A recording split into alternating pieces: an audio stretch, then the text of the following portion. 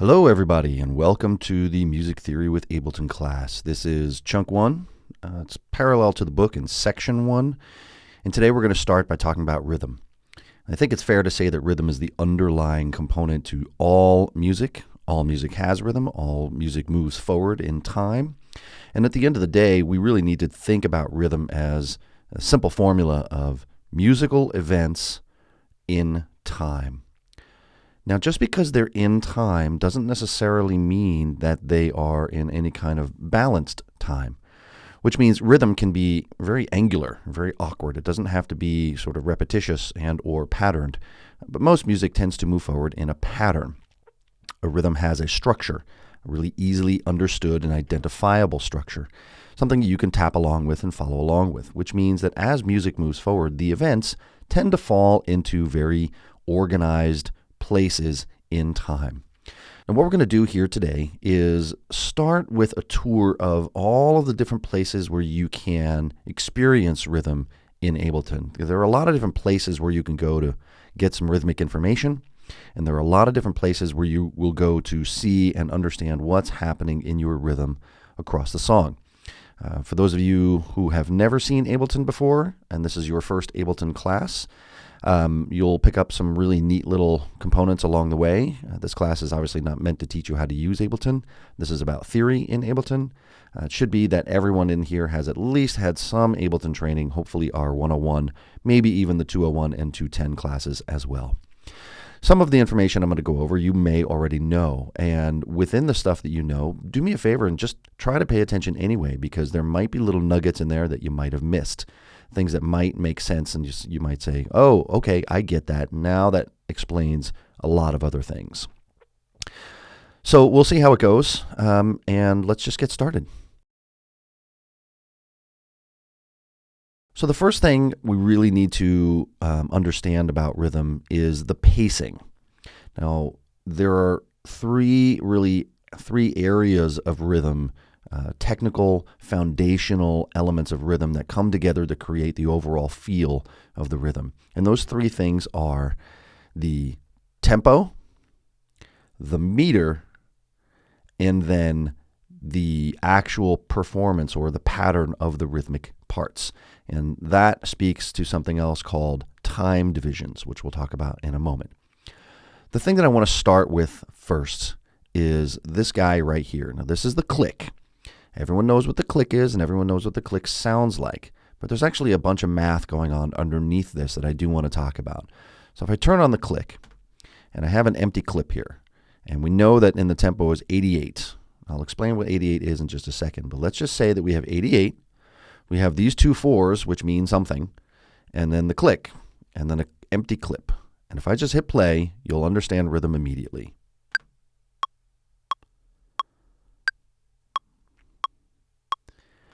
Now, everyone's heard that before, and everyone pretty much intrinsically knows what that means. But let's really boil it down, because there are details in there that most people gloss over. One of which is, what exactly is that tempo? Now, that's over here. That says 88. Happens to be an 88 for this session. I think Ableton defaults to 120. You can make your own templates that default to whatever tempo you like. Right now, we happen to be at 88. Now, 88 means beats per minute. Now, there are a couple of pieces of information in there. Beats per minute means that you're counting according to clock time, how much music goes forward in 1 minute. But the other part is the beat, and the beat refers to how many of these clicks. Each one of those clicks is an actual beat. Now, the word beat gets tossed around a lot. In this case, we're referring to a time division. We take a length of time, that's a musical phrase, and we break it into its even components, like slicing a pizza pie. In this case, the musical phrase is known as a measure. If you look down here in the clip view, you can see that this shows from 1 all the way through all these other 1s to what would be 2 over here. If I extend this out just a little bit, you can see there's 2. Now I'm going to put this back for a moment, because what's really happening here is that Ableton is telling you that this is 1 measure, or 1 bar. This is 1 musical phrase. And as you can see, there are 4 shaded sections. That speaks to these numbers over here. So at 88 beats per minute, you have 88 of these click, 2, 3, 4s. 88 of those happening in the span of a minute. That's how you know the timing or the pacing of the music. Now the beat, the fact that each of these is a single click, and the fact that this click is clicking this way, refers to these numbers right here, which is the time signature, also known as the meter. We're going to get deep on meter in a moment. For now, suffice to say that the number we're interested in is the top number, or in this case, the left number. The fact that it's 4 says that you're going to get 4 clicks per measure. So what's happening as we're going along is that this number says there are 4 beats per musical phrase or measure. Each of these beats is going to play within the pacing of 88 beats per minute, which means each one of these is going to be a little bit faster than a second. The click is going to count along. We have 1 bar's worth of time highlighted here. And just for fun, I'm going to go ahead and hit play on this clip, and let's see what happens. You should watch the bar run across and count off the first click at 1, the second one at measure 1, or phrase 1, beat 2, phrase 1, beat 3, phrase 1, beat 4. Just as it's about to do 2, it actually jumps all the way back to the beginning and plays 1 again. So this is just going to go in a big loop while this goes forward in time. Let's see what happens. 1, 2, 3, 4. So you can see that the horizontal bar that's rolling across to the right is giving you a visual indication of the same thing that this is giving and the same thing that this is giving. But if I stop it here, you'll notice this timeline stops at 8 measures, which means we've gone and done this 8 different times. But this only says we're a little bit past 1. So that gives you an idea that this is just looping around, looping around, looping around, but this is counting time forward. So this is counting time in a loop, and this is counting time forward.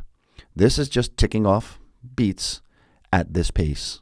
And this number tells you that there are 4 of those beats for every one of these loops. Okay, so that at least explains something called the beat, which again is indicated by how many of them are in a measure with this top number. Now the beat actually has a name, and the name in this case, when these numbers are 4 and 4, really when the bottom number is 4 here, what that means is that each one of those beats is called a quarter note. Now a quarter note means it's literally 1/4 of the phrase length. And the phrase length is known as a measure. So this is 1 bar or 1 measure of time. This is saying that within that measure there are 4 beats, and each of those beats is a quarter note. The top number says there are 4 of them. Bottom number says each of them is worth a quarter note, which means 1/4 of the bar. Now if you take a look at this image, which is from the book, we're on this quarter note line right here. If you see these guys, that's 1, 2, 3, 4, click, 2, 3, 4. And as those are clicking along in Ableton, that's this pacing. Now you have pacing that is slower as above half notes. 2 quarter notes of time is worth 1 half note. 2 half notes of time is worth 1 whole note. This is a whole bar. This is 2 notes making half a bar each. These are 4 notes making a quarter of the bar each, and so on down the line. Musical notation form, the whole note is indicated by a full circle. Half notes are by a full circle with a stick. Quarter notes are with a filled in circle and a stick. Eighth notes are either written singularly with the little flag, dually with the single bar across them, or in 4s with a bar across all 4 of them. And then if you go down to 16th notes, you get 2 bars, 32nd note, 3 bars, 64th note, 4 bars. It's pretty obvious visually. 1 flag is 8th, 2 flags is 16th, 3 flags is 32nd, 4 flags is 64th notes. This is if you're reading rhythm in the written notation. If you're looking at it here in Ableton, we don't have notation in this view, but we do have this grid. So what I'm going to do is show what this really means. I think what I'm going to do real fast here is just insert a MIDI track. And I'm going to find an instrument. Let's use analog. And I'm just going to, whatever sound is defaulted here, we'll use that for a moment, because that's going to really help us understand time divisions. I'm going to put up a clip. And again, just like on the other clip, you see it's 1, 2, 3, 4. In between are the 3 marks. So 1, 2, 1, 1, 2, 2, 1, 2, 3, 1, 2, 4, 1, 3. Now, if I come down here and pick a note, let's just take C. You can see that there are indicators for C, C3, C4. I'm just going to put in a note here. And what I'm going to do is showcase the differences of the time divisions. This, let's stop this guy. We don't need you. This is what one whole note sounds like. Okay, that's a little annoying. That's a little high, so let's pitch this down. So here it is again. One whole note. And you can hear how the note is held out all 4 clicks. You'll hear 4 clicks before it loops around.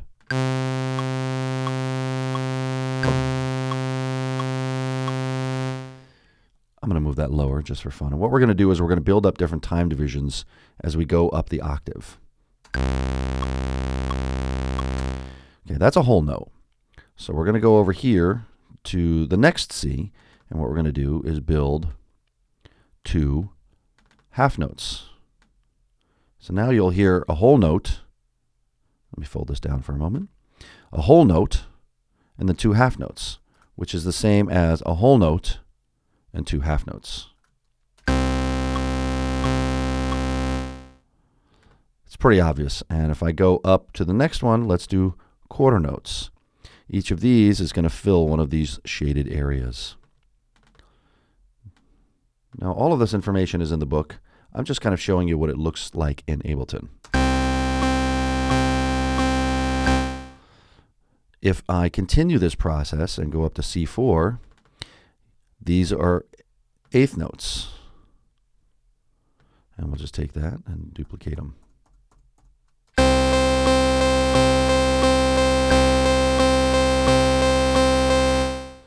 Now, as you can hear, even though the sound is not necessarily something you'd use musically, it does exemplify the point, which is as you go onward and upward through the time divisions, they get shorter and shorter and shorter. I wanted to use this sound and not drums, because even if I elongate the note in a drum, for example, let's turn this one off. Let's come over to this drum, and let's say I do the same thing. I go to the kick, and I draw out a whole note. Listen to what happens here. If I hit play, now you see I have a whole note. I expect that this kick would last this long, but the sound dies away here. And because the sound is somewhat independent from the MIDI notes, drums don't make a good example for showing time division, which is why we're using this sound here. So again, whole notes, half notes, quarter notes, eighth notes. You can see Ableton's grid visually at the zoomed out level goes down to the 16th notes. You'll see that also over here that says 1/16. So just because we can, let's go fill in 16th notes. And now we have, if we hit play,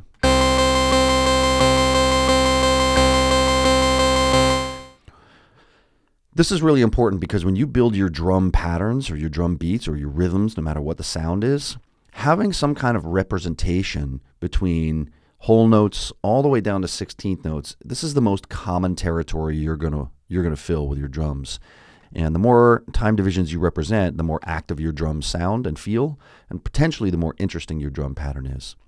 So that is a good tour and a good introduction to the various time divisions. And again, you can see it here clearly: wholes, halves, quarters, eighths, and 16th notes. A quick review: whole notes, half notes, quarter notes, eighth notes, 16th notes, and beyond. Note that if you zoom in, you'll start seeing more time division indicators here in Ableton. So if this is a 16th note, from here to here is a 32nd note. And then again, if you zoom in further, from there to there is a 64th note, and then 128th note, etc., etc. It goes all the way down to the bottom. So let's unfold this. Let's actually get rid of this because we don't need this right now. And let's go back to drums. Now, we talked about time divisions, and I think that that really helps because now that we understand that the click is counting along in quarter notes, and that this is telling us that there are 4 quarter notes in a musical phrase, and each of those notes is worth, of course, a quarter note. Now the BPM starts to make a little bit more sense, and it also starts to make sense with respect to what's going on down here in the MIDI note indicator in the clip view. Now at 88 BPM, what ends up happening is if I just trigger you can see here on the right on the master channel, I have a bunch of different scenes that are at a bunch of different tempos. There's this one, and then this one at 88 BPM, and then upward and upward and upward. So what I'm going to do is I'm going to move this one up, and I'm going to copy this clip supermodel. And what I'm going to do is showcase, by the way, you can see down here in this particular view how in this particular drum pattern, all of these notes are not only of 16th note length, but they are scattered across this time, almost like a punch clock. And you can see that when I hit play, this is what the rhythm is that is generated.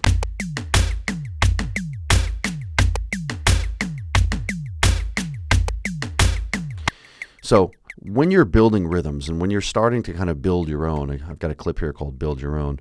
And this also showcases kind of here in the 4 on the floor with the kick drum, this is 4 quarter notes. And then you've got snare drums every half note, or at least on the quarter note, but skipping the first and skipping the third.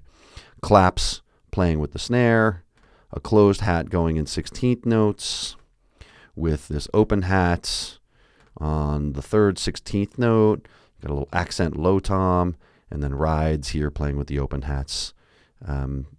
For each 16th note time division, something is happening. You can see the pattern. It's kick hat, hat, 3 cymbals, hat, and then kick hat again with the addition of the snare clap. So you can see how this phrase looks exactly like this phrase. This phrase looks exactly the same, except it now has these 2 notes added. And this phrase looks exactly like this phrase, except it has this little extra tom added. So this is really the foundation of building rhythm, that you have some quarter notes, some eighth notes, some 16th notes, all playing throughout the span of this measure, and that the first quarter note has one rhythmic pattern, the second has a second rhythmic pattern, the third repeats the first, and the fourth does a whole new unique pattern. And this is what this phrase looks like. It's this build your own right here, and this is what it sounds like.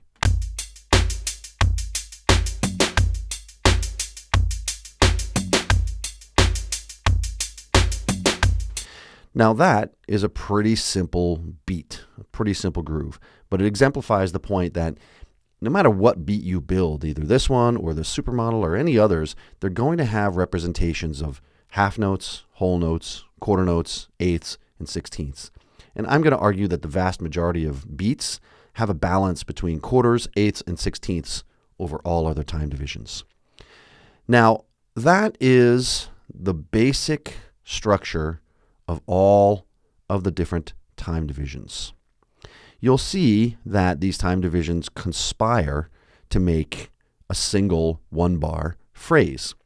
It's also indicated here, this little spinning circle. This is running in the exact same time as this. This is a horizontal version, and this is a circular clock version. So if I back up and hit play again, you'll see that the circle will go from 12 o'clock to 3 o'clock on the first quarter note, 6 o'clock on the second quarter note, 9 o'clock on the third quarter note, 2, 3, 4, 12, 3, 6, 9. Okay, so this is again just an indicator of the same thing this is. It's another way to let you know, hey, guess what? The musical phrase is coming to an end. Get ready, we're going to start again. It might be a good time to get in there between 6 o'clock and 3 o'clock to hit the stop button so that it stops dead on the 12.